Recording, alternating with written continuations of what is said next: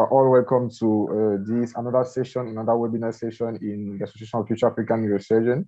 We are delighted to have Dr. ETAME Arnold as our guest today, and he will be taking us through African Neuro Oncology perspective for a brighter future. But before we move to the presentation, I'd like to introduce some of the panelists, some of the people present in the panel. I'll start with myself. I am Zolo Ivan. I'm the president of the Association of Future African Neurosurgeons, and it's a pleasure being here with you today. So next on my list, please, Celestine, can you present yourself? Unmute and present yourself. Hello, everyone. I am Celestine Bilong, fifth-year medical student from Faculty of Medicine and Biomedical Sciences of the University of Yaoundé 1, Cameroon. I'm very happy to be here. Thank you. Thank you very much, Celestine. Next is Dale. Please, Dale, can you unmute and present yourself? Good afternoon, everyone. I am David Ulrich Dale from Russia, first-year medical student.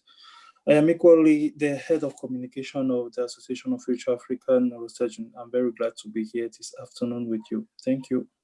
Thank you very much, Dale. Next on my list is Darwin Sishimba. Please, can you unmute and present yourself? Hello, everyone. Hope you are well. My name is Darwin Chimba. I'm a medical student at the Copperbelt University School of Medicine in Zambia. I'm equally the director of operations for the Association of Future African Neurosurgeons. Very glad to be here. Thank you. Thank you. Next is Indale Genevieve. Please present yourself. Good evening, everyone. My name is Genevieve Indale, fifth-year medical student from the University of Buea. I'm equally the Secretary General of the Association of Future African Neurosurgeons. Thank you. Thank you. Next is Musakanya. Please, can you present yourself? Good evening. My name is Musakanya Shituluka, fifth-year medical student from the Copperbelt University, Zambia, and I'm glad to be part of this platform. Thank you. Next is Stephen Muisia. Please, can you present yourself? Good evening. My name is Stephen Muisia, a fifth-year medical student at the University of Tampa. I'm glad to be here. It's a pleasure. Next is Ezekiel Dada. Please, can you present yourself? Good evening, everyone. I am Olaoluwa Ezekiel Dada. I'm a second-year medical student from the University of Ibadan.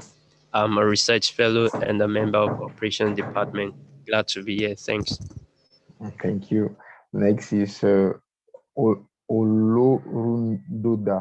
Doba, sorry. Please, can you present yourself? Good evening, everyone. Okay. Yeah. Yes, good evening, everyone. I am Ologunsoba Pathology. I am a sixth-year medical student at the College of Medicine, University of Ibadan, and I'm glad to be here. Thank you. Thank you. Next is Placid Ngoma. Please, can you present yourself? Good evening, everybody, once again. This is Placid Ngoma. I just recently completed my medical school. Yes, waiting for graduation. I'm really honored to be here. Thank you very much. Next is Poster. Can you present yourself?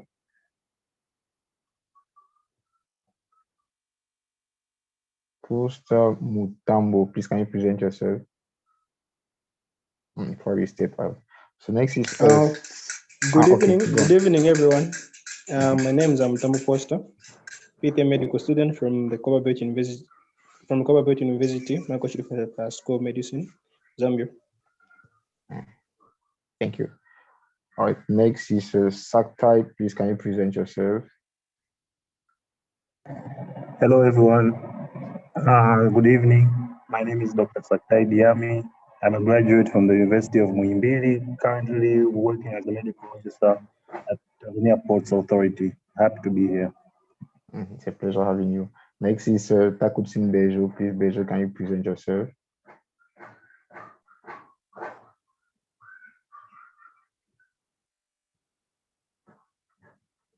We can't get you, Bejo.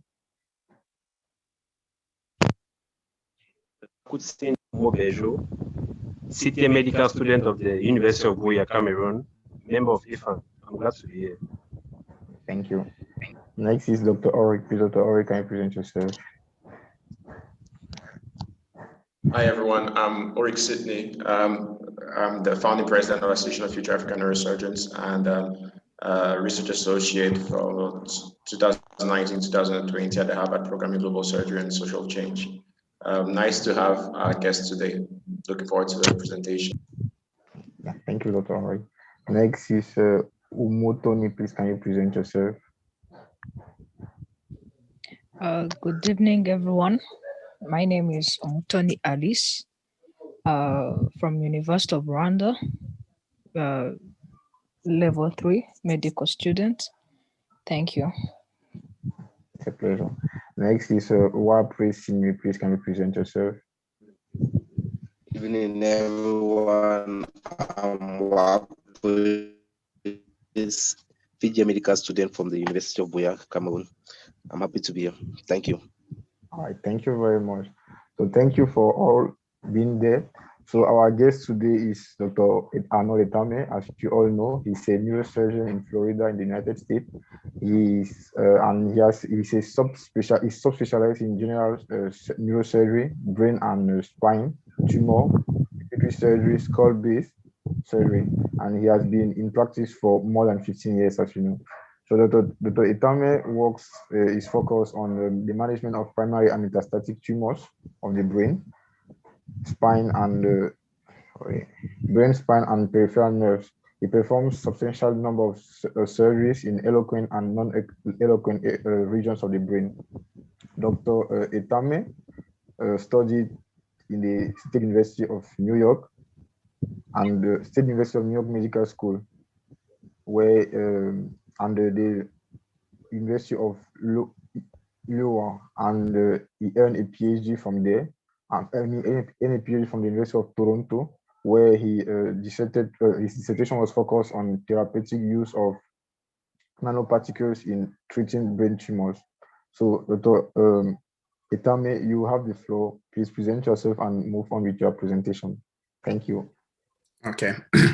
Thank you very much, Zola, and everyone for that kind introduction. I'm very excited to be here. I think just learning about the amazing work that you all do as a group, that's very admirable. I think this group is going to be the future that's going to really bridge that gap that we currently have, in the continent.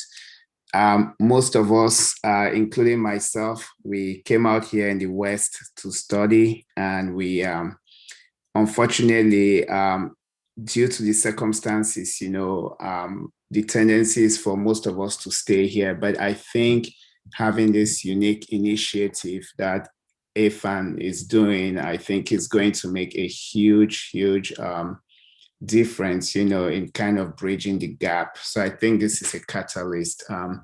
Again, very happy and humbled with the opportunity to shed some light on neuro-oncology and looking at ways that, we can all work together in the future. So I'm going to share my screen here. Let me do this.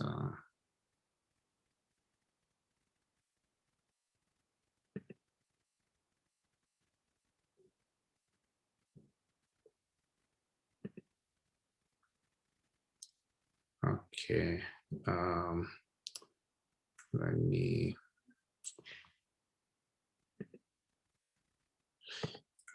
can you guys see my screen? Yes, we can, clearly. Okay. So I'm going to talk about basically neuro-oncology and look at what, the current state of neuro-oncology in the continent, in Africa, and ways that, we could move things forward. And I think the future is very bright because there's been a significant amount of advances in neuro-oncology, advances in technology. What has been lacking has been more kind of what we'll say the human power, like the workforce, to advance that. And I think having this association, AFAM, and exposing people to all aspects of neurosurgery, because the traditional neurosurgery, people think of trauma, they think of aneurysms, maybe degenerative spine, but and neurosurgeons like to think of tumors. I'm going there to remove a tumor, but there's actually an oncology perspective to that. And being in the oncology space, you look at these things differently. I don't have any disclosures or any conflict of interest, nothing that I present today. I don't have any financial interest. I'm just going to cover a few objectives because I think this is a very dynamic group. And as I said, I was quite impressed by the fact that you have a mentoring kind of setup within your group. You have research fellows, and you're doing everything to improve your CVs. And so when you apply to places, you're very competitive. And so I wanted to give a talk that was more cover the aspect of mentoring. And then when you think of yourself as a future neurosurgeon, you should think about it also in the aspect of oncology, which is something that has been totally neglected, in the continent. We'll look at some of the challenges, and then we'll look at future directives. I think, to do anything in life, you have to be inspired, or to make progress, you have to be inspired. And so I'll talk a little bit here on, let me see, why is my screen stuck?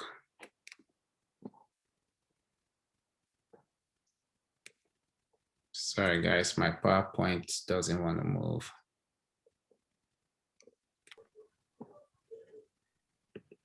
There we go. There are some guiding principles that you should always keep in mind. Always think of the world as a place of infinite possibilities. So when somebody tells you that you cannot do something, don't think about it in those terms. Think about it as, like, I can do it, what are the limitations, and I can overcome that.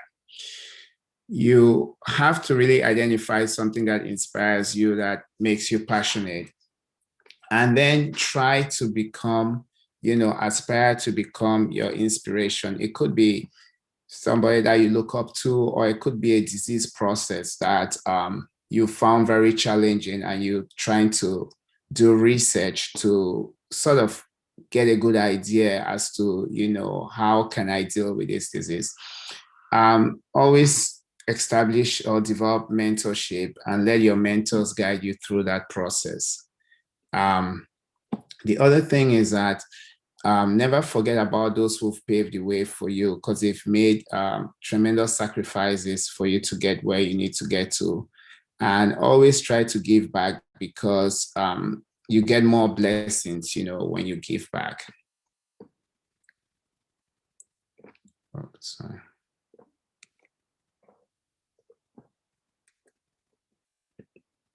Okay, so a well of infinite possibilities, I think of a well where you just feel everything is possible, and whatever inspires you, you try to aspire to become that thing. So I'll give you a little bit of historical perspective. Our generation, we are in a much better place than our parents, our grandparents. They lived at a time when they couldn't go to school, and in some places schools were segregated, and so on and so forth. So in the context of existence, we are at the right time, because, we face fewer obstacles than the generation before us did. So summarize, you identify a role model, design a path, a strategic path, and then you find mentors, like people that can guide you, towards that direction. Always remember, everybody is here in medicine. When you do medicine, you will get all these lectures about the science, the biochemistry, and so on and so forth. At the end of the day, medicine is more an art than a science. we are humans, we have flaws, we make mistakes. We use technology a lot, but technology is not always perfect. And you always have to look at the past to learn in the future. So when I do surgeries and patients, don't do well, there's always that introspection, like, what could I have done better? There's a nice book by Henry Marsh. He's a British neurosurgeon. He's retired now. It's called The Anatomy of Error. And basically he looked back at the surgeries that he had done and what he could have done differently. I think the thing about medicine is that you always have to look back and reassess things and make sure that, you in any scenario, you have done the best that you could have done. So guiding principles, getting into this field of medicine, especially neurosurgery, which basically you'll be making life and death decisions. You have to absolutely care about your patients. You have to do it for the love. That should be the passion that should drive you. And if you have that passion in you, there's no obstacle that's going to stop you. Keith Black is one of the people that I thought of as a role model before I went to medical school. Before I even went to medical school, I had decided that I wanted to become a neurosurgeon. After my undergraduate degree in New York, I worked for about 4 or 5 years as a chemist, analytical chemist, and then decided to go to medical school. But Keith Black has an interesting story. He's the chair of neurosurgery at Cedars-Sinai in Los Angeles, and he's an accomplished surgeon, accomplished scientist, and he focuses a lot on brain tumors, and he operates on a lot of famous people. But what's interesting about Keith Black is that he started medical research at age 14, so the importance of research. By 17, he was doing heart surgeries, valve development and stuff like that. And at 24, he enrolled at the University of Michigan and did his neurosurgery training there. That's where I trained also. This is Keith Black and his dad. He was born in the 1950s in Alabama. Back then there was segregation, but his dad really instilled in them the value of education. And Keith Black went on to excel very well in the field of neurosurgery. So that's one example. So I spent time at the University of Iowa. That's where I went to as a medical student. And basically, they had a very good neurosurgery program there. But my two mentors were Matt Howard and Tim Ryken. Dr. Howard was an epilepsy surgeon, or he is an epilepsy surgeon. Dr. Ryken was a brain tumor surgeon. And so that's where, as a medical student, I gained some insight into what neurosurgical oncology was really. So after medical school, I came to the University of Michigan, where I did my neurosurgery training. What's interesting about the University of Michigan is that they trained the first Black neurosurgeon. Dr. Latunde Udeku came to Michigan from Nigeria, I think in the 1940s. And he came actually to do pathology.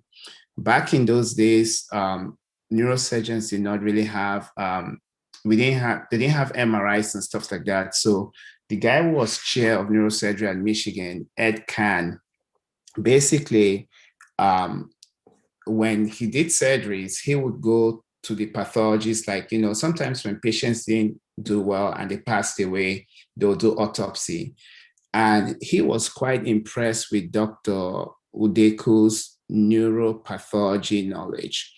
So Dr. Udeku came to Michigan on a Nigerian scholarship for like a year or so. No, for 2 years, I think. When he was done, Dr. Kahn said, if you ever want to come to the US to train for neurosurgery, I'll sponsor you. So he went back to Nigeria, and then Dr. Kahn brought him back to Michigan, and he trained there, and he was the one who started the neurosurgery program in Ibadan. Unfortunately, he died in his early 40s, from complications of diabetes, I think in 1974.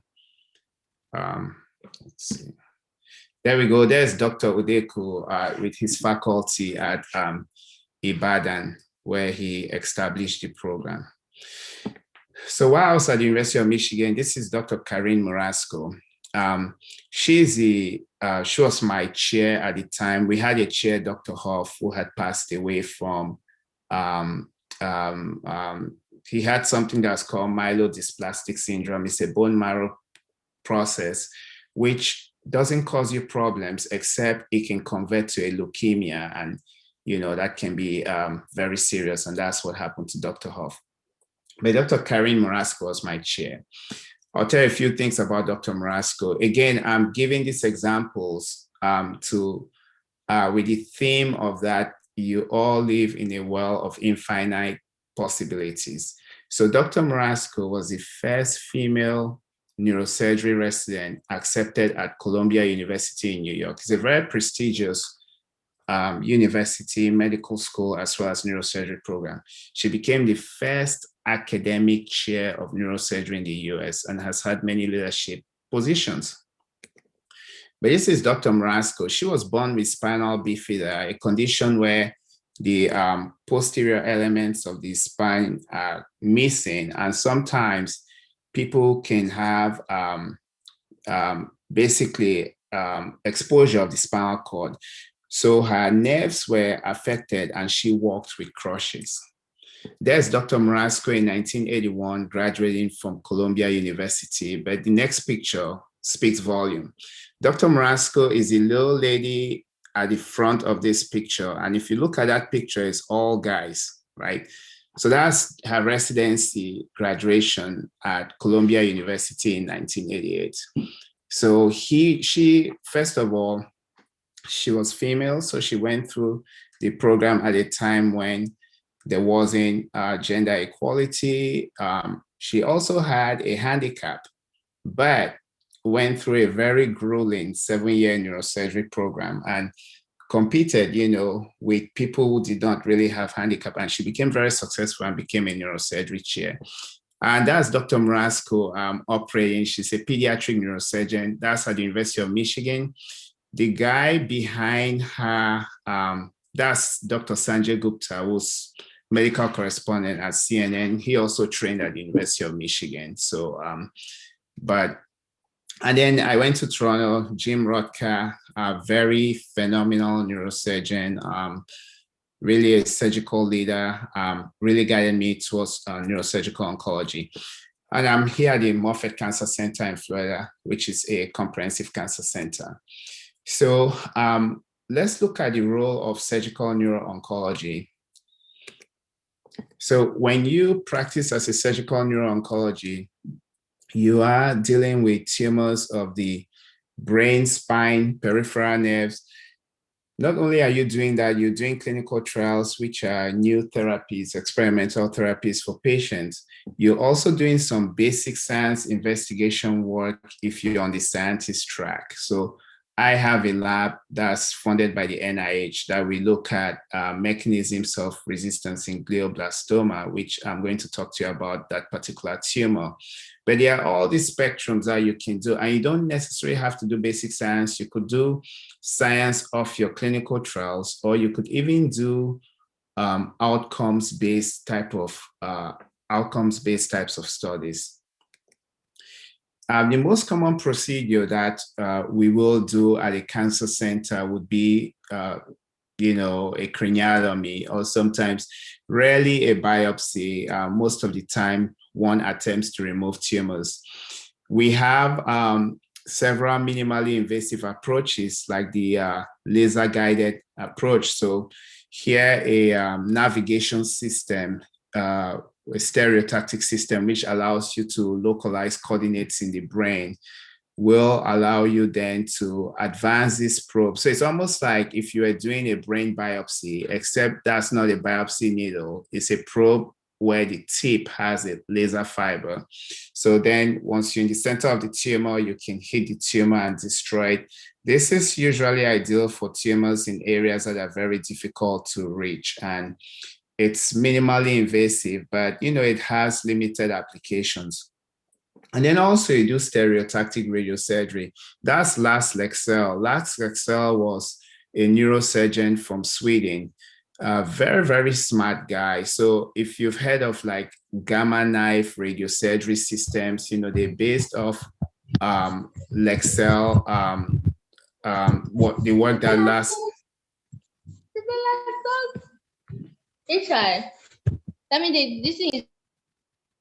Okay, so it's based, sorry about that. It's based off the what Leksell had done. So he was a neurosurgeon. He knew that in the neurosurgery space, to target the brain, if you screwed a frame into a patient's head, you could then generate coordinates in the brain relative to that frame, if that frame had a reference. So this particular frame that Dr. Leksell has here has an arc. The arc basically is what gives you the polar coordinates, because from any point of the arc to the center of the brain, that distance will always be the same, but the angle will constantly change. And then the square thing on the patient's head, that square portion of the frame, that's what gives you the X, Y, and Z coordinates. So by combining polar and Cartesian coordinates, he was able to come up with a system that you could precisely deliver radiation to targets. So if you are a neurosurgical oncologist, there are times when patients will come with brain metastases, which are tumors from elsewhere in the body. And since those tend to be small and they tend to be multiple, it doesn't make sense to go do surgery and remove them. You can then just target them precisely with radiation, just like what this picture shows. And the technology is advanced nowadays when it can be done frameless. So patients, you don't have to put a frame on a patient. If you look at, I told you about surgical neuro-oncology, but there's medical neuro-oncology. And I'm going to come back to this because in Africa, a lot of the oncology is done by surgeons, like they give the chemo, they do surgery, give the chemo, and so on and so forth. Here we have surgical oncology, medical oncology.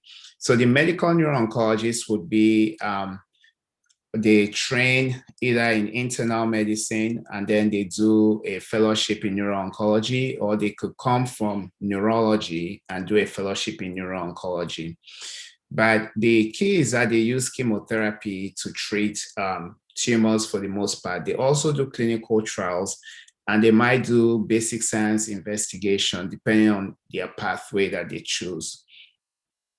The private setting for either a surgical or medical neuro-oncology, it could be at a cancer center, a specialty hospital. There are some situations where people practice in private clinics, but the advantage of being in a comprehensive center is that you can deliver multidisciplinary care, because when a patient comes to see you, they might need to see a radiologist, a radiation oncologist at the same time, see the surgical neuro-oncologist, see the medical neuro-oncologist. So we see them as a group and formulate a plan. It's also easy to get clinical trials. So most of the treatments that are out there have already been vetted, but there are newer treatments that are in the experimental phase that really show promise in patients. By having a comprehensive cancer center or specialty hospital infrastructure, it allows you to do those kinds of investigations. And it's important to do them because, you know, we should always find ways to make cancer treatments better. The same way, like if you are doing a particular surgery, you're always finding better ways to make the surgery safe. And then the advantage of a comprehensive cancer situation or a specialty hospital is that you can do rapid translation of basic science, you know, from bench to bedside. By that, I mean, you go in the lab, you test like a chemical, and you see that cancer cells are responsive to. Being in such an institution where you have the clinical trial mechanisms, it's very easy to translate those over to patients, which is ultimately what one wants to do. So as I said, you know, you deal with primary metastatic tumor. The top tumor, most likely a primary tumor. It could be a metastasis, but Generally, metastases tend to be multiple, like the picture I showed you at the bottom. This is a T1 MRI scan with contrast enhancement. So they give gadolinium, so the white stuff, those are all tumors.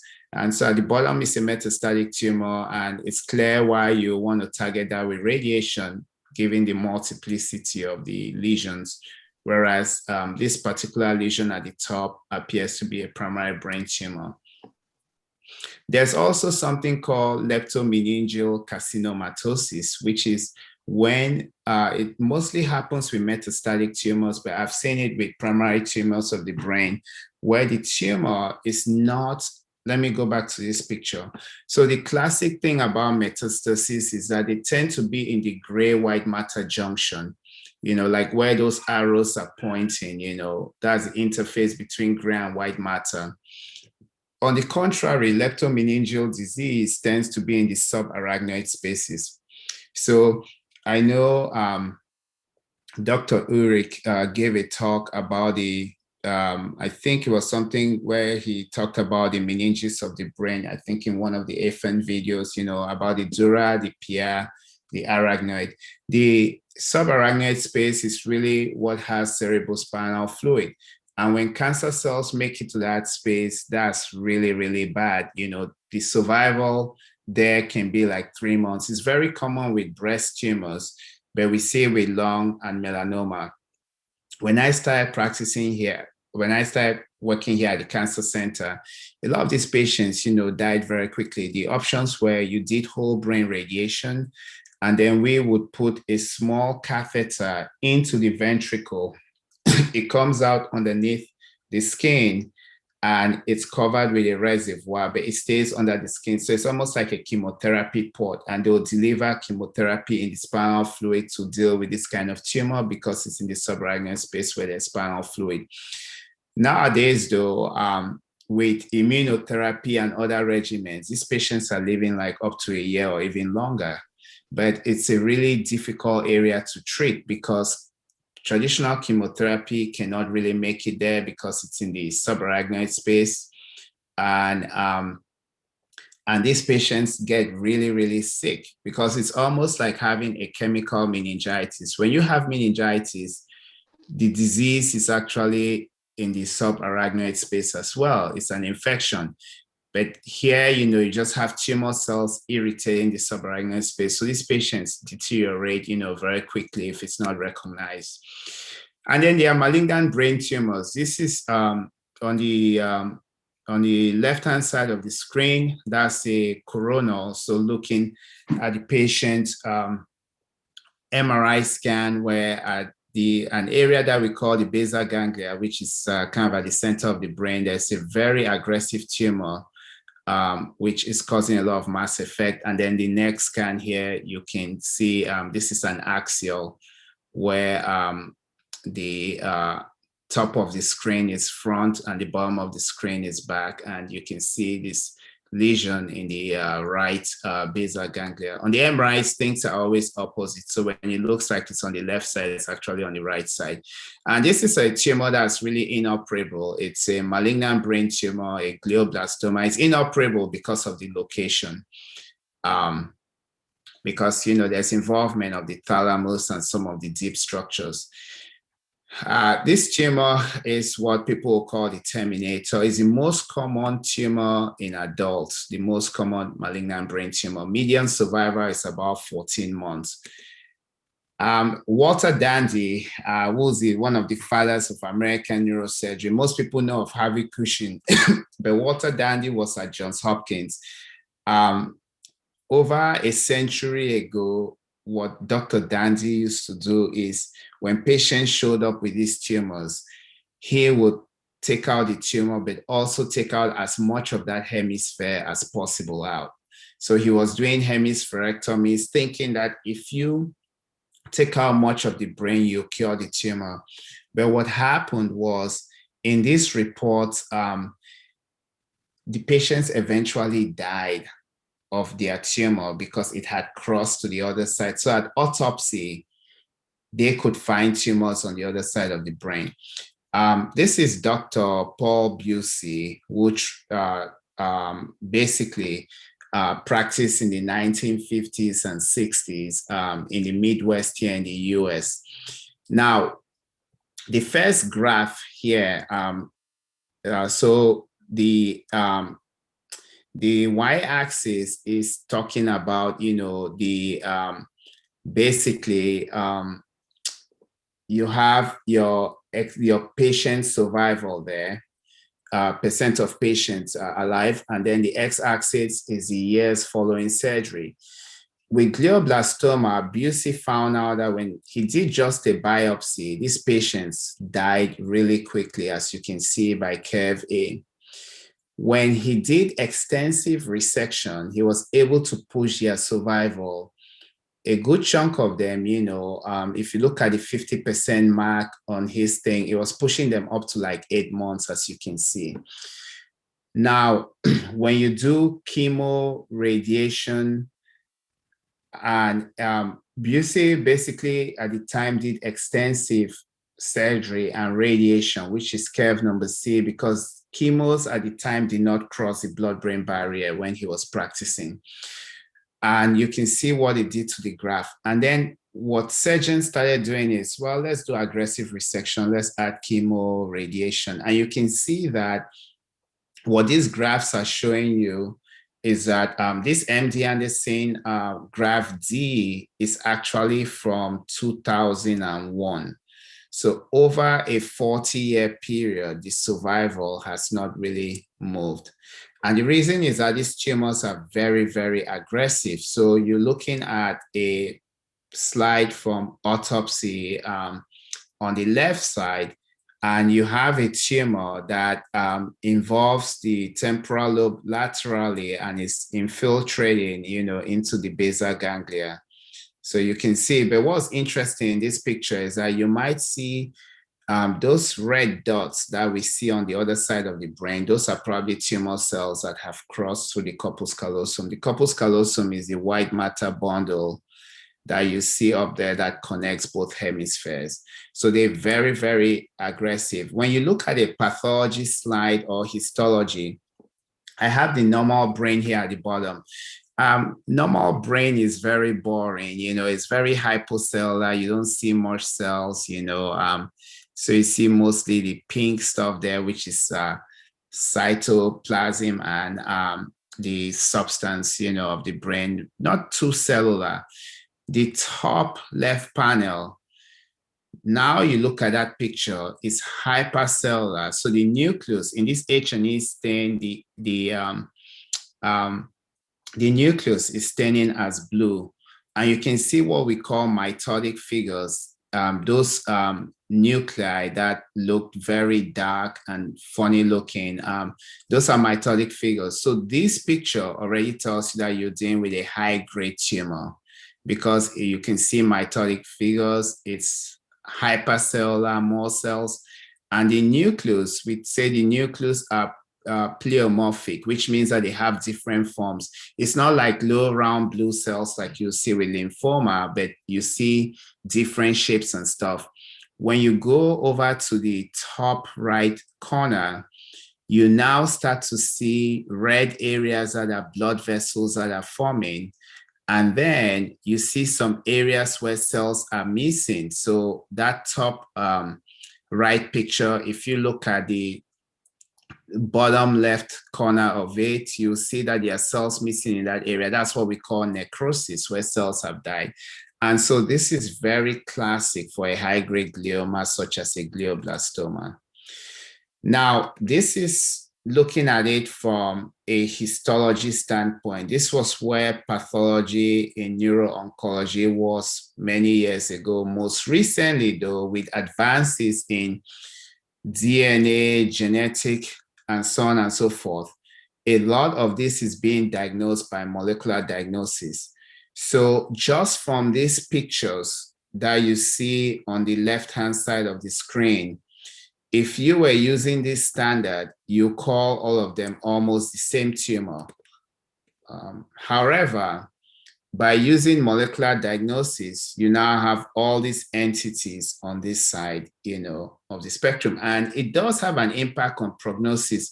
One thing I'll mention is, if you look at the top left, the left column, the immunohistochemistry, IDH1 mutation, which is one of the most recent discoveries, is associated with a better prognosis in these tumors. So much younger patients, much longer survival. When the IDH1 is wild type, which means it's not mutated, those patients do very poorly. Now, there are ways that we can advance from a neurosurgical standpoint when you remove this tumor. So there's this substance, basically fluorescence-guided surgery with 5-ALA. It's 5-aminoleuvelinic acid. When you in your biochemistry, you remember that was a component of heme biosynthesis. So this substance is not fluorescent, excuse me. However, once you take it in, it gets picked up by tumor cells. The tumor cells convert it into a fluorescent molecule. Panel B at the bottom, the surgeon, okay, so panel A, where you see that cross mark, is where your navigation, your neural navigation probe is on the patient. And on that cross mark is actually at the edge of the tumor, as you can see there on this coronal and sagittal projection. So you've already passed the tumor. Panel B here, that's what the surgeon sees with their microscope, the operating microscope. It looks like white matter. You can't tell where the tumor cells are. But when you flip the filter on the microscope from white light to fluorescent light, you now start to see the pink areas. The pink areas there that you see in that channel, that those areas then now represent tumor cells. So you can go after those, So the fluorescence can help you remove these tumors. This is a good example here also, where the MRI scan is showing you on the navigation system the progression, with the resection of the tumor. And if you look at 4A, 4A should be away outside the tumor. If you look at 4D, which is what the pathology sees under the microscope, it looks almost like normal brain. It's hypocellular, not too many cells. And you can look here and you see that 4C, you don't see any fluorescence. However, if you look at 3 though, 3 is still outside the tumor. 3 looks a little bit more cellular, but not so much, But if you look at 3C, you see that you still see pink, which tells you that there's still tumor there. You look at 3B, you're looking at white matter. And that's the thing with these tumors. As you are on the surface of the brain, it looks so abnormal. As you get to the white matter, it looks just exactly like normal white matter. And this is a clinical trial that showed that if you did this surgery using the dye versus using white light, the progression-free survival was improved. So what typically we do here is we give the patient the dye to drink. We just put it in water and they drink it like 3 hours before surgery. And then during surgery, you try to remove as much of the tumor as you can, using your navigation and using the white light on the microscope. And then you switch over to the fluorescent filter to inspect your resection area to see if there are other areas that you need to kind of go after. And this is the treatment for, the current treatment for glioblastoma, basically, temozolomide, which is an alkylating agent. What it does is it puts an alkyl group or a side group on the DNA and promotes, DNA damage, and then the cell is destroyed. And then you have chemotherapy. So the temozolomide chemotherapy is mixed with, it's combined with radiation for 6 weeks. During this time, you're giving only half the dose that you have, the equivalent dose that you give during your cycles. And typically it acts as a radiation sensitizer, makes the cells more sensitive to radiation. And then you do the adjuvant where you're just giving the temozolomide, cycles like that. And this is typically what the survival is. And this was a study that showed a median survival of 15 months, so maximum safe resection, radiation and chemo, you have that kind of survival. But you can see that on this graph though, there is a tail area, So this is just radiation and then radiation plus temozolomide. And so that's why nowadays, that's how these patients are treated. And there are some other approaches that people are trying. Immunotherapy for glioblastoma, just trying to use immune cells to target these tumors. It could be dendritic cells, which are antigen presenting cells. So they present antigens to immune cells. So this will be them presenting glioblastoma associated antigens. And then the glioblastoma is destroyed as being viewed as foreign. There are also other things that is done, in the context of brain cancers, especially metastasis. There's personalized cancer approach. So the old approach was you have brain metastasis, we'll just give you radiation. We'll radiate your whole brain. And then the technique came where we could just choose the ones that were there to radiate. So we started doing focused radiation. But nowadays, we're finding out that for cancers, the old system where you took every cancer and you gave them a chemotherapy that basically targeted cell division and so on and so forth, those days are gone. Nowadays, with advances in DNA technology and things like that, people have been able to figure out, which particular pathways drive cancers. So this example here is non-small cell lung cancer, brain metastasis. And if you look at the bottom panel, they talk about EGFR, the epidermal growth factor, or the ALK pathway. If these are affected, like the ALK pathway, they now have drugs, they call them tyrosine kinase inhibitors. So they block a certain group of proteins that are called tyrosine kinases. So like crizotinib, for instance, and alectinib, those drugs can cross the blood-brain barrier. So instead of doing radiation, sometimes patients will be on drugs like that for their brain metastasis because, radiation has its pluses and its minuses. And then there's also the concept of immunotherapy. This was a very pivotal study for melanoma. And the thing I want to point out here is if you look at intracranial response, if you look at complete partial response, stable disease, that was a very huge number, that puts you close to like 54%. So these were patients that would have been radiated. Instead, they were given a combination of 2 immunotherapies for their brain cancers. And this figure is also very important because that line that you see there, the broken line is the 1-year mark. So that's 52 weeks. And so if you look at duration of response, a lot of the patients were still, just with immunotherapy, the duration of response was quite substantial. And this has really changed the way, when I started here, melanoma was mainly, we treated with focused stereotactic radiosurgery. And this was published 2 years ago. And nowadays at the cancer center, we try immunotherapy before we do radiation. The other thing with neurosurgical oncology is that, there is the opportunity to understand cancer. And I'll go into that. You can also deliver experimental treatment. So for instance, they could give a patient a drug.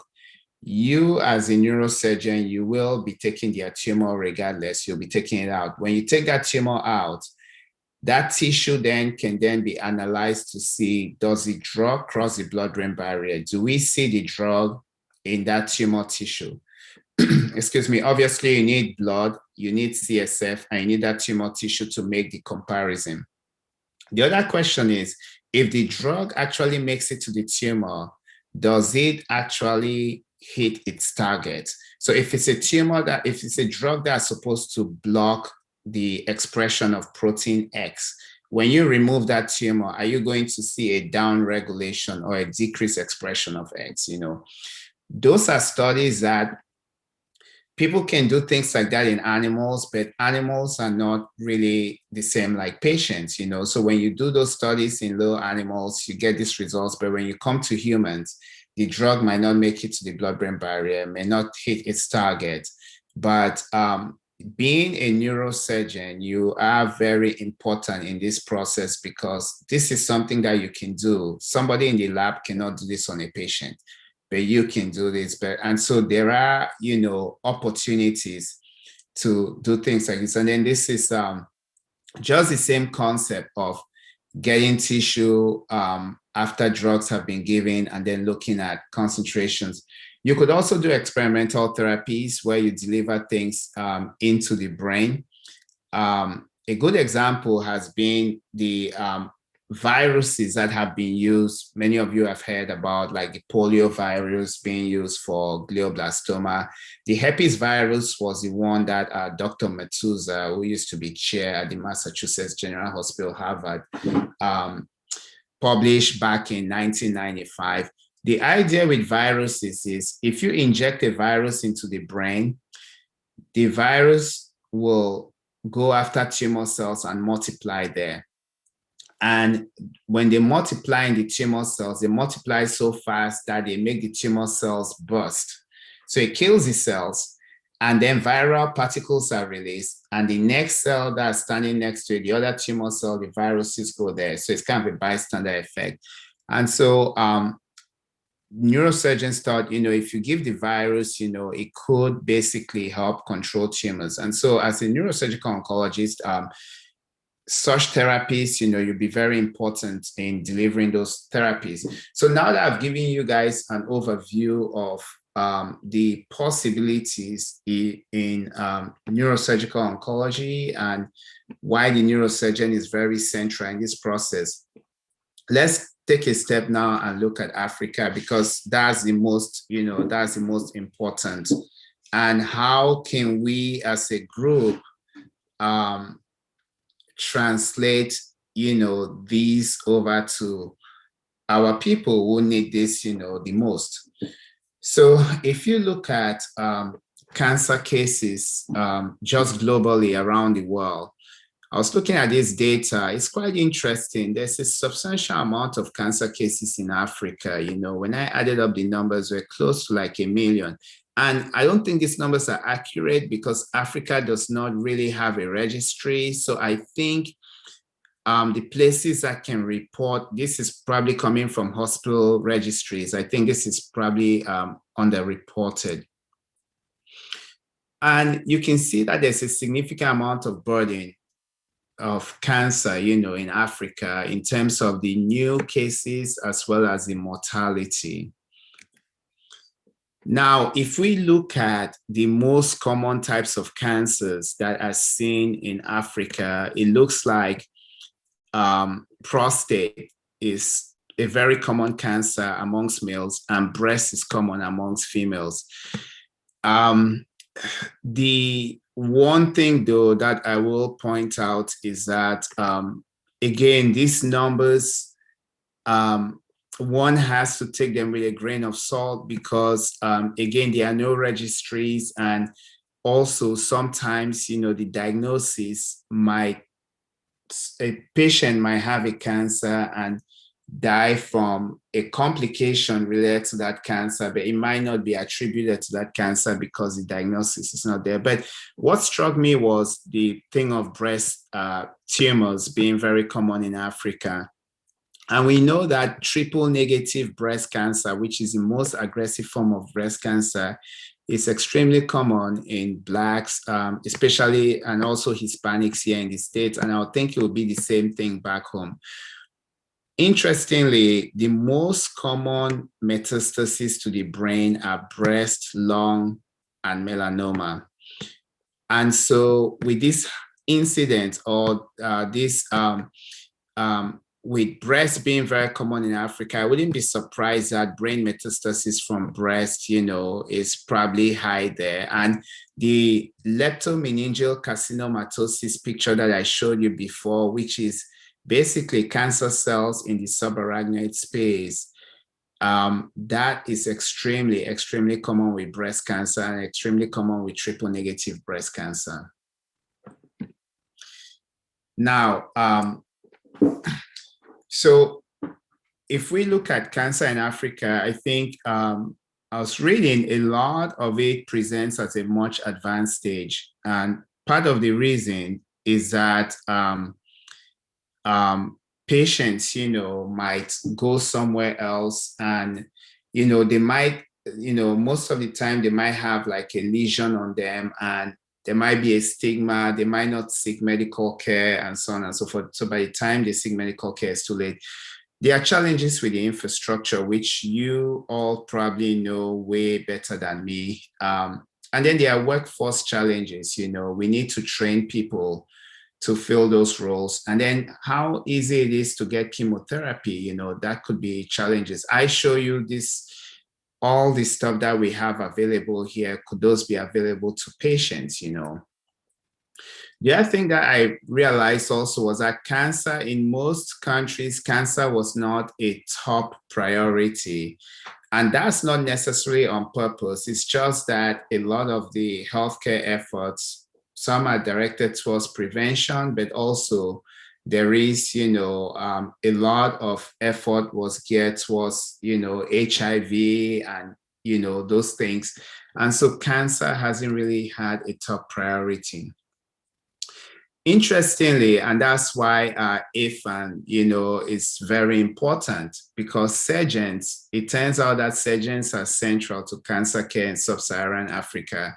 So this was a nice article that was published in Lancet Oncology, and it talked a lot about the landscape of cancer and, but more importantly, I think, as a surgeon, you'll be the one that would be diagnosing the cancer. And sometimes you will do the surgery for removal of the cancer, and then you have to, follow it up with chemotherapy. So you'll be the one to administer the chemo. And sometimes surgeons will deliver palliative care. Palliative care is when your intention of doing the surgery is not really curative, but it's more to ameliorate or lessen like symptoms that the patient might be having.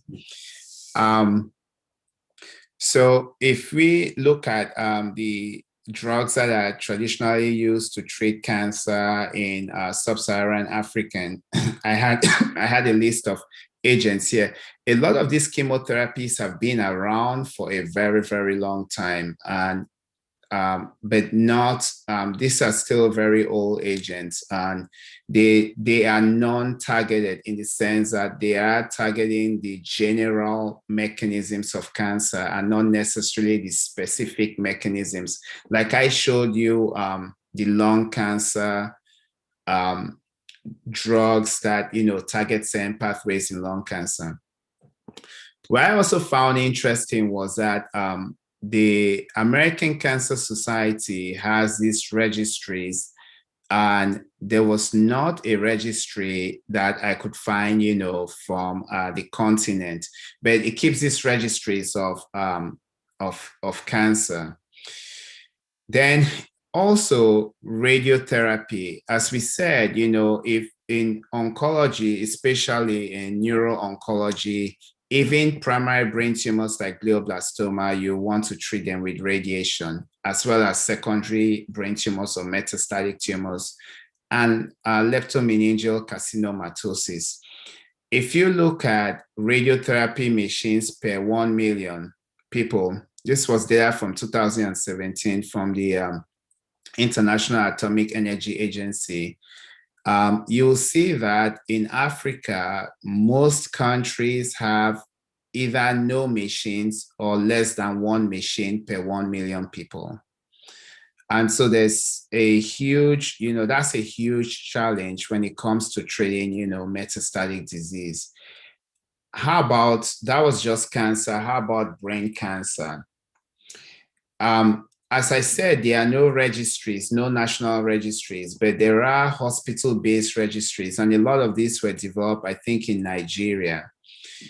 This was from the University of Jos.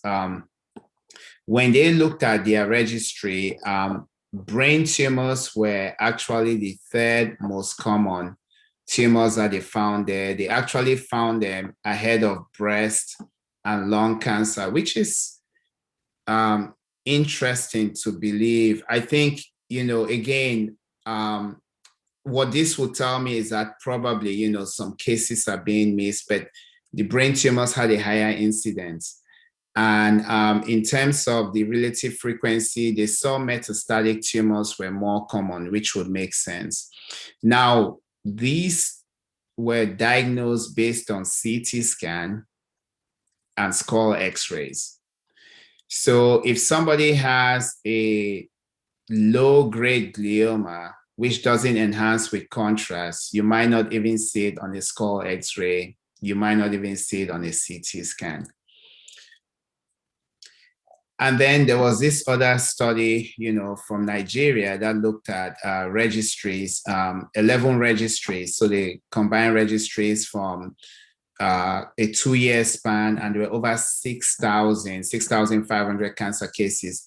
Breast and cervical were the most common seen in women, which makes sense, because breast is common in the continent. And then with cervical, I think the association was with the HPV, the human papilloma virus, which has a high propensity to cause cervical cancer, as well as head and neck squamous cell cancers. And then prostate was more commonly seen in men in tertiary centers.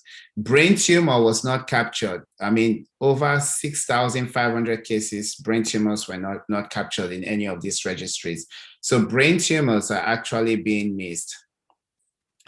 And then this was another one that looked at cases from Ibadan and Lagos. It was over a 4-year period. They had over close to 5,100 cases. And brain cancers represented about 4% of total cancer. Now this time, remember, brain was more common than breast in Jos, right? At Jos Medical Center in Nigeria. Now this time, the brain was less common than breast, cervical, but it was more common. Sorry, that was a typo. The bottom one should say it was more common than pancreatic, prostate, and lung cancers. And it's possible that, in areas where people don't smoke or they don't have the risk factors for lung cancers, those numbers, will be low. If you look at Africa as a whole and you look at the registries and the data that has been provided, a lot of the data, there was data that came from Nigeria, which I've covered. There's data from Egypt, Uganda. They reported the most number of CNS tumors, if you look at just CNS tumors. And that was the distribution of cases. The most common was an astrocytoma, which will be actually the most common primary brain tumor here in the US. So the astrocytoma comes in various grades, of which glioblastoma is the worst grade, which is grade 4. So if you look at the data from these registries, it's very clear that the oncology burden is increasing. So there is, more cancer in the continent. It's also very clear that brain cancers are not captured. And if they're not captured, one can imply that they're not being treated or the patients might not be getting adequate treatment. So what are strategies that one can advance, neuro-oncology in the continent? One of the ways, obviously, would be to increase awareness. As we said, the registries are not really capturing brain tumors. There are some efforts underway, some networks that are collaborating in order to establish, an African cancer registry network. And then there's also the aspect of media platforms, to educate people more about cancers, especially brain cancers, associated symptoms. So those could be picked up, early. The other strategy would be to increase the workforce. I think a lot of the countries don't have enough neurosurgeons for the population, and probably neurosurgeons, these small number of neurosurgeons are extremely busy, with trauma and other things, and you need an infrastructure to really have an oncology program. At least here out in the West or here in the US and other countries, you have medical oncology doing the chemo and the neurosurgeon doing the surgery. It seems, based on what we have seen with regular oncology, it seems the surgeons, the paradigm back in Africa is for the surgeons to do the surgery and do the chemo by themselves as well, So I think this would require a large collective effort to get, obviously neurosurgeons who are dedicated to tumors, as well as maybe initially have a hybrid where those surgeons would do chemotherapy as well, but also get medical oncologists who are interested in treating brain tumors and not just leukemias. And because the standard medical oncology was more for like leukemias and all those hematogenous cancers, I think there should be grassroots efforts to train physicians to recognize, signs and symptoms of brain tumors early. If somebody has cancer in general, especially breast or lung cancer, and they're having neurological symptoms, it makes sense to scan the brain. And then there should be close collaboration between local and tertiary hospitals. It seems I think the practice, at least growing up back home, was we had the reference hospitals, but then we had provincial hospitals. And there are times when a patient might languish in the provincial system, even though the expertise is not there to take care of them. Whereas had they gone to a tertiary or reference hospital, they would have gotten their care very quickly. And international partnerships, very, very important, because that's needed for training, also for multidisciplinary management of patients. So if you, let's say, you are in the continent working there as a neurosurgeon, there's no reason why we cannot have a teleconference on a patient where you have specialists back home and specialists over here, providing multidisciplinary input as to what will be the best way to manage that patient. So nowadays we have Zoom. Technology has made it very easy. There's the expertise out here, and the expertise can be groomed, back in the continent. And so the opportunities to work together are much more practical now than they were many years ago. You want to improve infrastructure and resources, maybe specialty hospitals. I will say though, if you have the right people trained, even if it's not a specialty hospital, the combination of having the right people that can identify these problems and that international partnership and the multidisciplinary management of patients, that could overcome, infrastructure hurdles.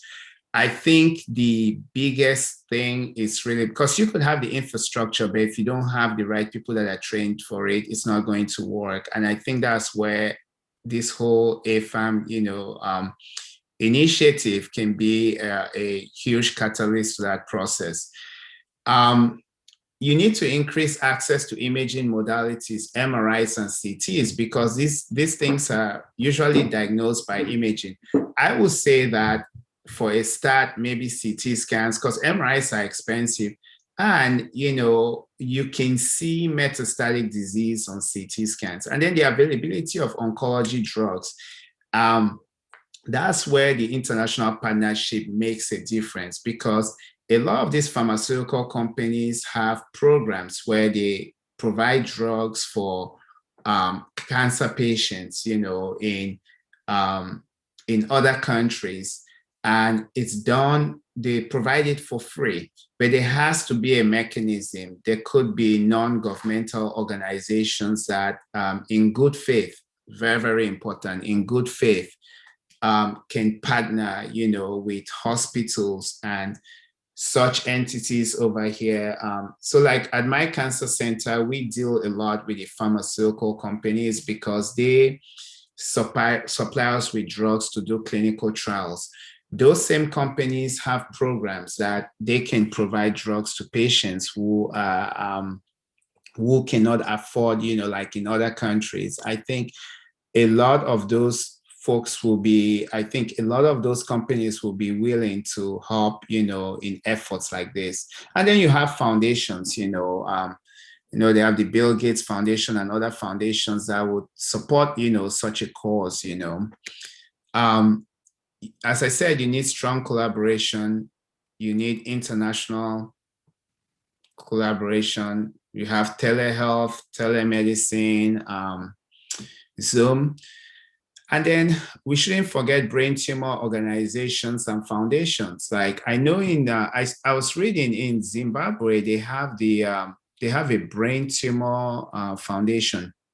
The reason why foundations are important is, when we treat these patients, there's that aspect where you've treated them, but there's the psychosocial issues of having cancer and going through things like that. So foundation do provide those kinds of patient support, but they also serve a very good purpose in patient advocacy, So I think foundations are the ones that bring it to governments and, and so on.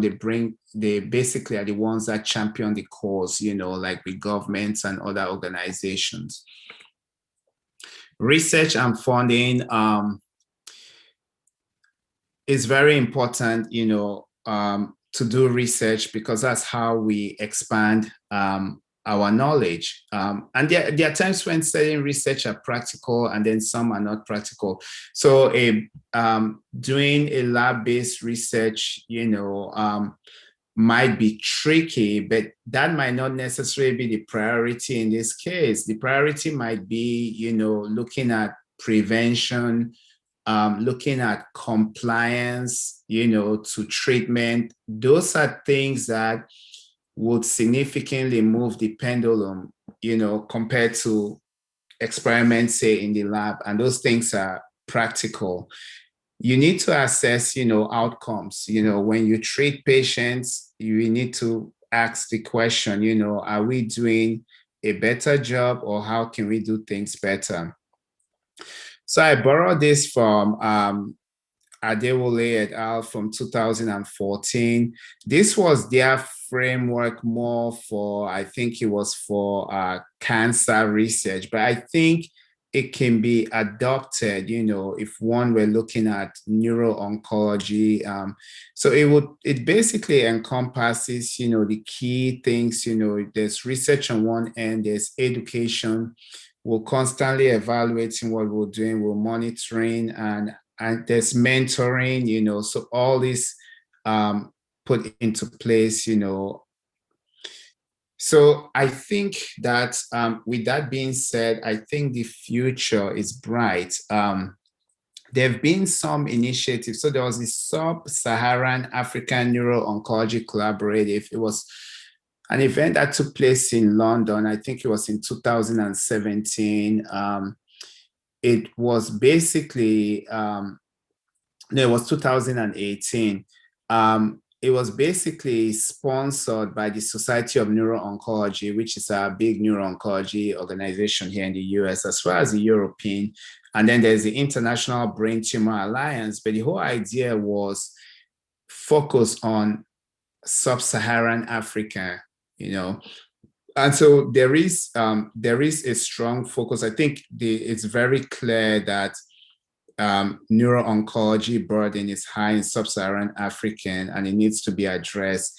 I think the biggest limitation, obviously, is the manpower or the human power issue, the workforce issue. And one does not have to be a neurosurgical oncologist or a medical oncologist to make a difference here, because in all reality, in most places in the continent, you can provide subspecialized care without necessarily being a subspecialist. So it might be a situation where even engaging, other doctors in the process, might actually be very helpful. And coming to the Association of Future African Neurosurgeons, I think that you all in this organization are going to have a very critical role in accomplishing several things. First of all, there's a shortage of neurosurgical workforce in the continent. Now, I know there are challenges, obviously, with getting training for neurosurgery, and it can be very expensive if the training is done overseas. But I think this group is really going to be the catalyst, for change, because you are basically functioning as a team. Those of us who've done neurosurgery, we do tumor work, we work in silos, right? We work as individuals, I'm here at the cancer center, and while you all and your group, you're working as a group to find solutions, for the continent, and that's very, very admirable. So I think that this group is going to be very important in the neurosurgical workforce, and I think you'll be much more impactful if you focus on the oncology aspect, which is what is really desperately needed. I think, as I said, most people come into neurosurgery. When they watch a video, you see an aneurysm clipped, like, oh, wow, I really like cerebrovascular. But cerebrovascular has changed a lot because a lot of aneurysms are being coiled. And I think you can give back a lot back home, especially if the need for oncology is, can be addressed. I think mentorship is very important. And then the concept of clinical observership and opportunities of neuro-oncology abroad, there's no reason why. I think if there were formalized programs, I could see where cancer hospitals, cancer centers like mine would say, yes, we could have somebody here for a week, a month, or whatever, so they can learn and so on and so forth. I think that kind of partnership is going to be important. And then also partnering with neurosurgeons, abroad. I think what has made things very challenging is that it's difficult to partner with surgeons back home. And I can only speak that, I'm from Cameroon. I've reached out to some people, but I think people, and I didn't reach out to them like trying to tell them what to do. It was more like, how can we work together? But people have this, I think there's the perception that, we don't want you to come tell us, how to do things, or, that kind of thing. So I think we need to think beyond that cycle and truly, truly partner. I'm going to leave you guys then now with some final thoughts now that I've covered. So the things that I covered was the importance of mentorship, the importance of, why the neurosurgeon is very important in neuro-oncology, the various things that you can do in neuro-oncology as a neurosurgeon, and then the opportunities, in the continent, and basically, how we can all be impactful. I'll leave you with some final thoughts. Always think of the well of infinite possibilities. People will tell you you can't do things. You face all kinds of obstacles, but you need to think about infinite possibilities and things will just fall into place. You need to have a passion. You have to have a passion. Everybody in this group is very passionate about neurosurgery. And I was in you guys' situation as well. I was like, I always wanted to be a neurosurgeon, and I've never regretted, that decision. And I think, you're just forming this, being part of this AFAN group, shows your commitment, to that cause and your desire, to attain that. Always aspire to become your inspiration. Your inspiration should be like your impetus or the driving force, and be like the goal. It should be like the silver lining. When you have a terrible day, you can always look up to what inspires you and you'll be fine. Again, mentoring is very important. Never forget the people who've made sacrifices for your lives to be easy. And always give back. Very, very important. And on that note, I thank you all very much for the opportunity to talk to you. I think what you're all doing is phenomenal, and I think you guys are onto something great. Thank you. Wow. Thank you so much, Dr. ETAME. Thank you so much. Wonderful talk, outstanding talk, marvelous talk. Thank you so much for taking time to give us this talk, and it was fantastic. Congratulations on your presentation, Doctor.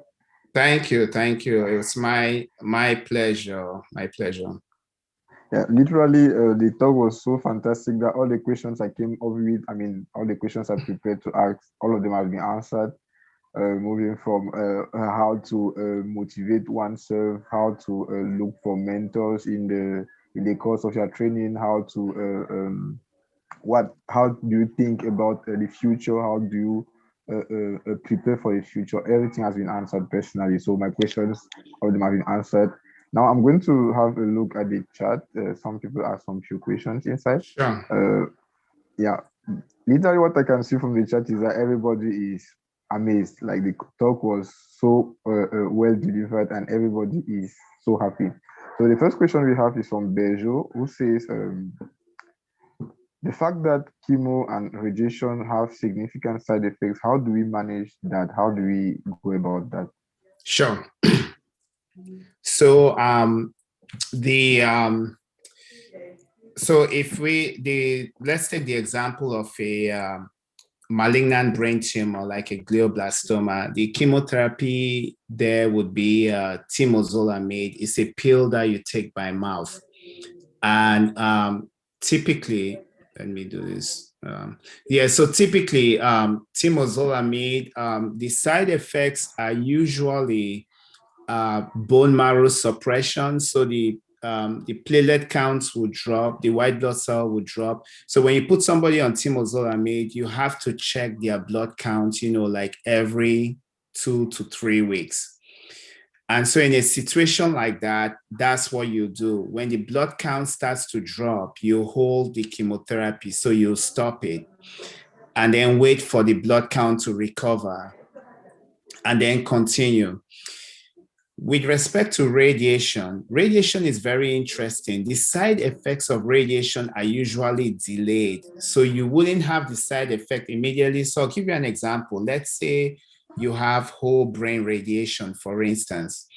So when you're giving whole brain radiation, patients do fine, but a good number of patients, about 6 months after radiation, develop what we call neurocognitive deficits, because the way radiation works, it works by several mechanisms. It obviously programs cancer cells to die. So it's programmed cell death, something that's called apoptosis.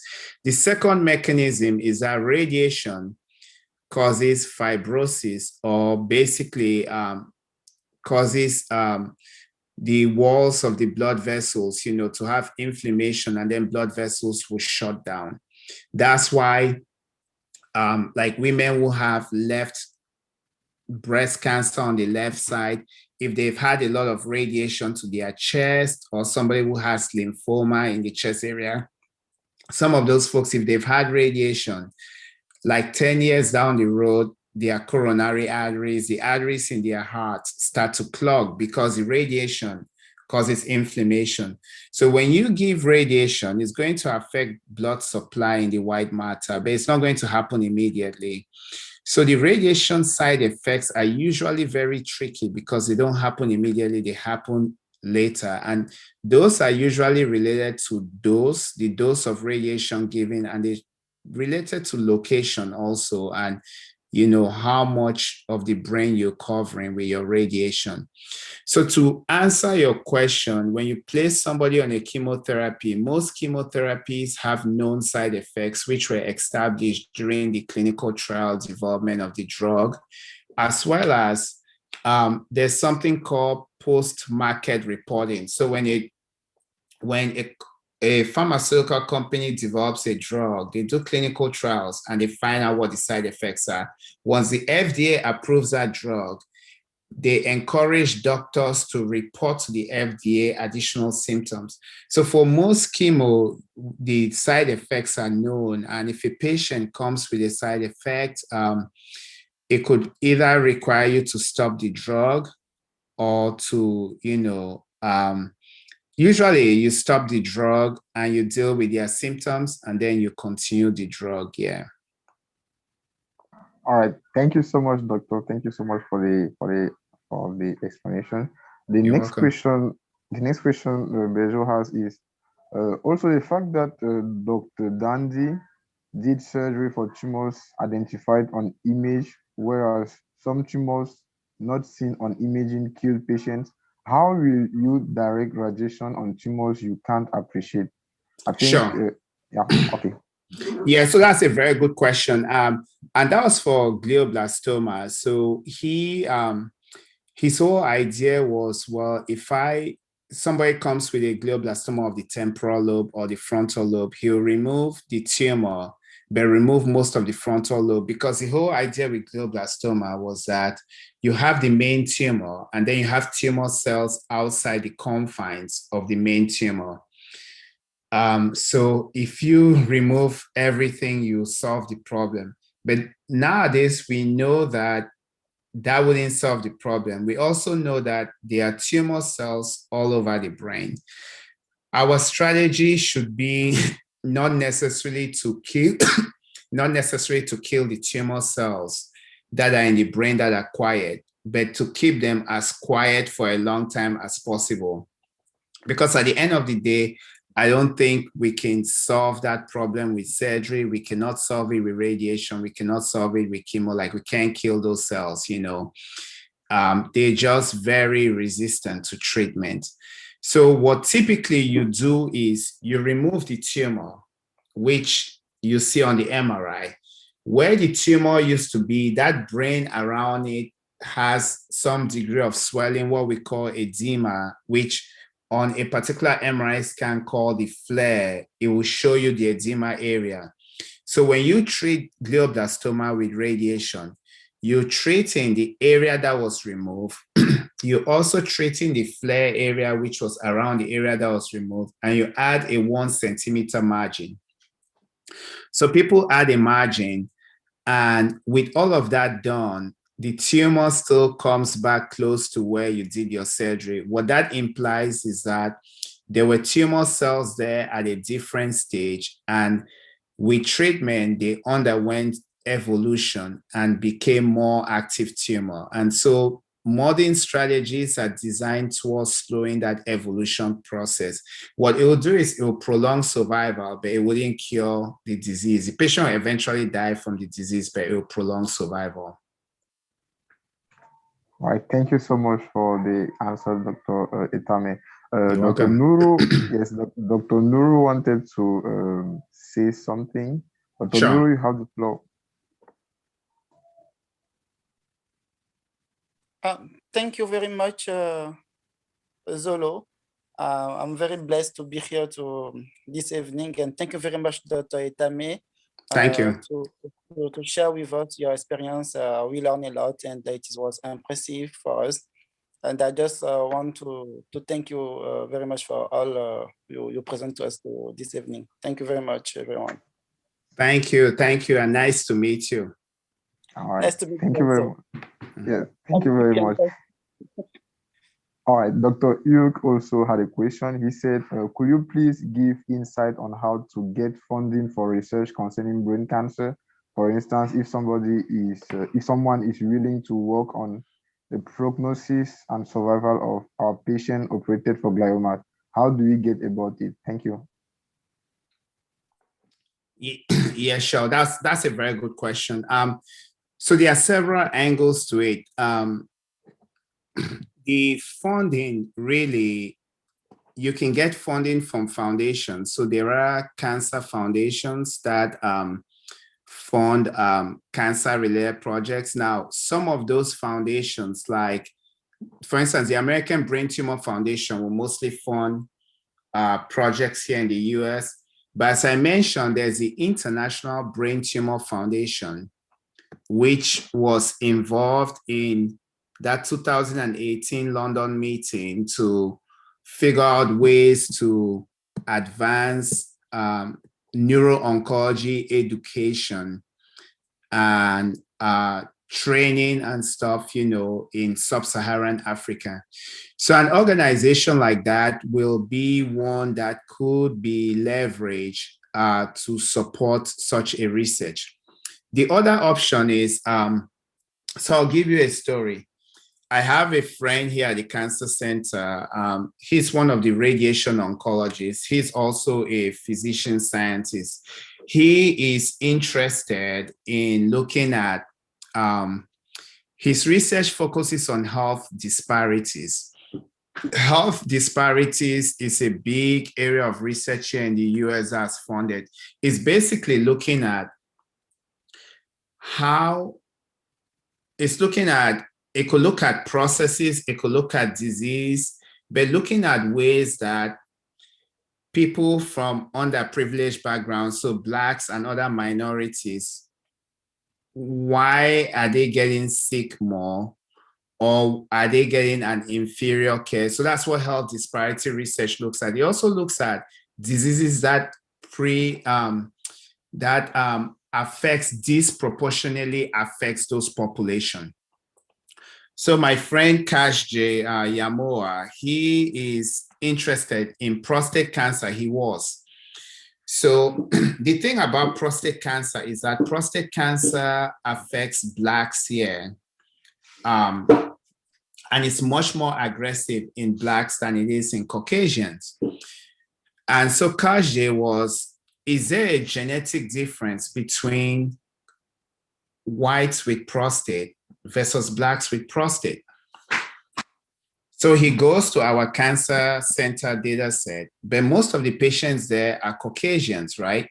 And there are few Blacks in the data set that he can look at DNA information or genetic information.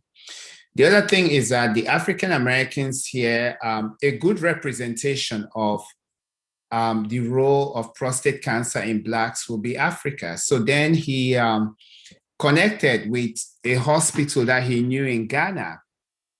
And basically, that center sees a lot of prostate cancer patients. And so they arranged to have tissue, look at the DNA and everything, and they found genetic signatures which were pretty unique to African Americans, unique to Africans from Ghana that were different from Caucasians over here. And that study was eventually funded. So what I would say is that, especially in the health disparities space, where we're looking at diseases that uniquely affect, Blacks more than other races, that is basically an angle. The other angle could just be delivery of care, like how can care be improved in countries, where those infrastructures are limited. And sometimes the funding for such projects might come from organizations that fund, like social projects, but if one is looking for like medical research funding, that could be one angle. So for instance, one could look at brain metastasis, its impact, there are ways to, there are certain mechanisms that can be one could look at, for funding. Unfortunately, most of the funding disproportionately it's out here, the US, but having that collaboration obviously is very important, and that's how the folks from Ghana, they were able to get funding by working with CashGen. All right, thank you very much, Dr. ETAME, for the extensive answer given. So the other question we have here is from Dr. Jenka. She says, she asks, does subtotal resection of brain tumor have any effect on evolution of the disease and life expectancy of the patient? Okay, so it depends. If one is looking at a metastasis, so a subtotal would mean a resection where you've removed less than 90% of the tumor. So if you're looking at a metastasis, a subtotal resection is not as impactful. It wouldn't have a bad effect on life expectancy, because if somebody came and saw you with that 10% size of that tumor, you wouldn't even do surgery, you do radiation. So radiation is very effective for metastatic cancers. Like, we do a lot of stereotactic radiosurgery, which is the focused radiation that I showed you that Dr. Lexell developed in Sweden. With that, when we treat brain tumors with that, our local control rate, local control means if you treat that particular lesion, what is the chance that you see progression in that lesion? So we have local control rates of more than 90%, even for tumors that were previously considered to be radio resistant. So resistant to radiation by conventional radiation. When we use high dose, it's effective. So to answer your question, if it's a metastatic tumor, not a problem. How about a glioblastoma? For a glioblastoma, a lot of the data seems to suggest that the extent of resection makes an impact, and people have quoted numbers from, 90%. There's even a UCSF study that saw benefit even at 75%. A lot of those studies are retrospective studies where people go and look at their retrospective data. The other thing is that the studies have some kind of bias, because if it's in a favorable location, it could just be that, a tumor is in a favorable location and the surgeon is able to be much more aggressive.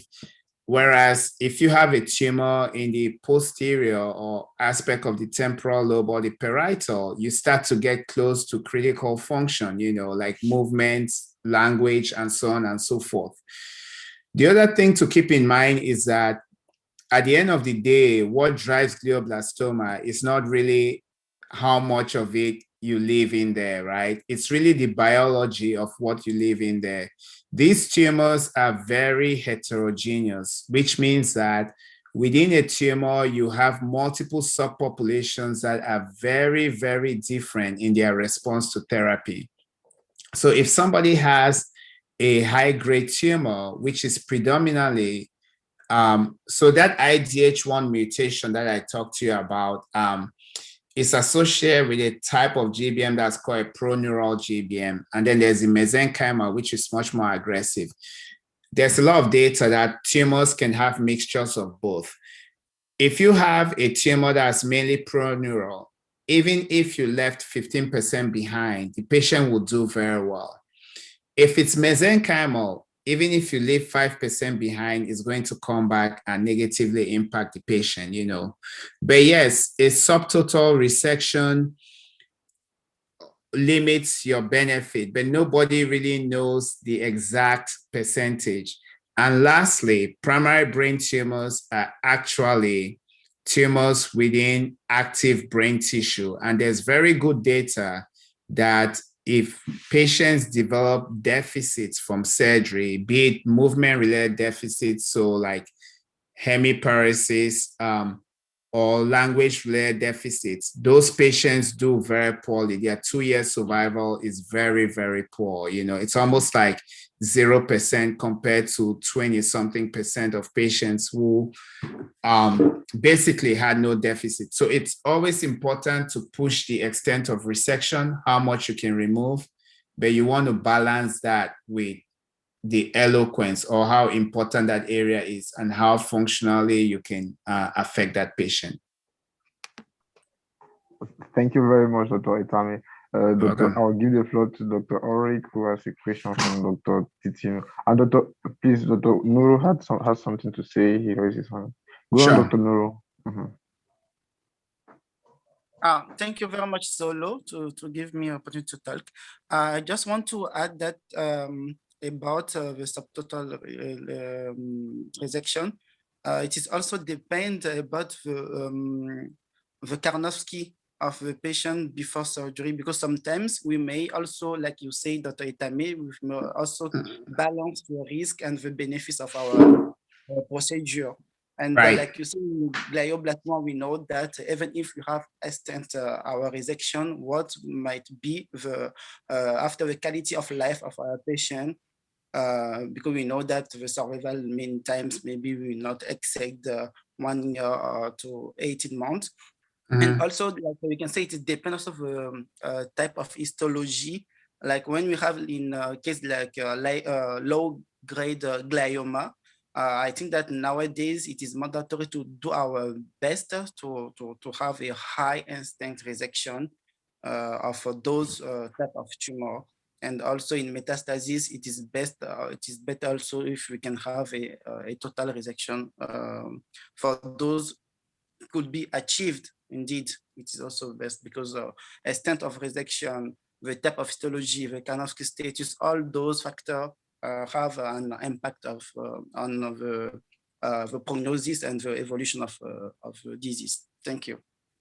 Yeah, that's a thank you. That's a good point. Yeah, we always the tricky problem that you run into is somebody that comes in and they walk in, right? So they have a KPS, Karnofsky score of like 100, and they have a tumor that's close to the motor cortex and stuff, you know. I think that becomes, you know, that's usually a tricky situation, you know, but one still attempts, you know, a maximum safe resection, but the key is obviously the safety. And I would also say that, you know, there's one other aspect to it, how people recover from injuries. It's all related to the plasticity, right? So if you have a lot of low-grade gliomas tend to alter the plasticity of the brain. So they could be in what one would think is a language area, but when you do your functional MRI, I didn't add any of those here in my slide, but I have a whole talk on that. When you do your functional MRI, you can see that language is activating away from the tumor, and you can take out the tumor. They might be slightly aphasic after surgery, but they will recover. But also with the low-grade patients, they have a much longer survival. So if they have a deficit, they have a long span to recover. A glioblastoma patient might not really have that span to recover, you know, and so that's usually, yes, very, very delicate, delicate balance. Thank you. Thank you very much, Dr. Etame. There's a last question from Dr. Franklin Titino, who says, what are the indications for chemotherapy and radiotherapy depending in the histological type of the tumor? Sure. So let's start with metastatic tumor. It used to be that if you had 1 to 5 metastases, we'll do stereotactic radiosurgery, which is focused radiation delivered to the tumor. And then anything above that will do whole brain. And then there's the University of Pittsburgh data, Dr. Konzioka, who's a neurosurgeon. He would talk about treating 20, 30 lesions. But in a nutshell, if you have a brain metastasis, we do stereotactic radiosurgery, and the dose spectrum for stereotactic radiosurgery is usually anywhere from 18 to 24 grays. 24 grays for smaller lesions, so probably less than 2 centimeters. Greater than that, people will go towards like 18 grays. If there's tumor all over the brain, multiple lesions, you do whole brain. If they have leptomeningeal disease, where there's disease in the subarachnoid space, it's very interesting. On the MRI also, you might see the cranial nerves, especially cranial nerve 7 and 8. There's enhancement, you know, that we see enhancement in the trigeminal nerve by Meckel's cave on the MRI scan. There you have to do whole brain. When it comes to, let me think of, is there any other metastasis? And then there are times when you can do chemotherapy, like for, there's melanoma, a form of melanoma, which is driven by a BRAF mutation. So there's a drug for it called dabrafenib. That drug crosses the blood-brain barrier. And so they'll give patients that as chemo. Lung cancer, EGFR mutated lung cancer, patients go on Tesiva, Eloxatinib. So all those drugs can cross the blood-brain barrier. So those could be used. And then there's immunotherapy as well that you can use for melanoma that has gone to the brain. For primary brain tumors, the gliomas, if they're low-grade gliomas and you do a good resection, you can watch the glioma. If it starts to grow, you can do radiation plus temozolomide. People tend to hold off the radiation because those patients are usually young. So if you've done a very good resection, it's better to like hold off.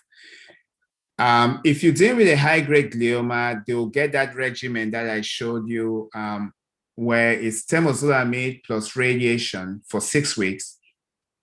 And then radiation, and then temozolomide, 5 days a month, 23 days off for anywhere from 6 to 12 cycles. Each cycle is, so from 6 months to 12 months, basically. So that's how you treat, you know, the primary brain tumors. And the pill, the temozolomide is a pill. So in terms of compliance and stuff, it's one of those things that you could treat without necessarily having a facility that delivers chemo, you know, IV chemo.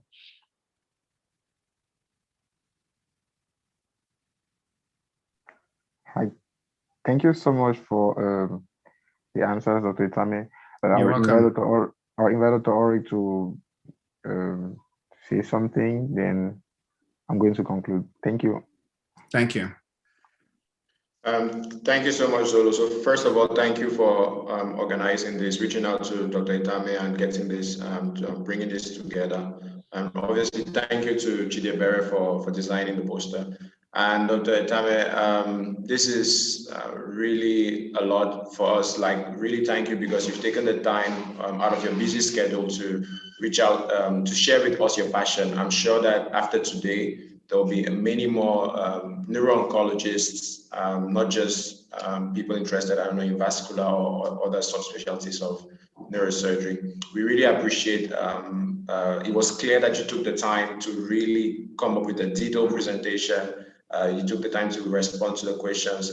We appreciate that. Thank you so much. Thank you. Thank you. All right. Thank you very much, Dr. Ulrich, for all that. So I will conclude by also saying thank you to Dr. Itame for taking his time to talk with us today. And I wish to say that it is important for us to work together. It's important to work as a team, because when you go alone, as usually say, you can go faster. But when we go together, we can go far. We can go extremely far, and we can help African Neuro Oncology to have the bright future that Dr. Itame spoke about. So I'll thank you all for coming today. See you next week for another session. And till then, stay safe. Thank you. Thank you.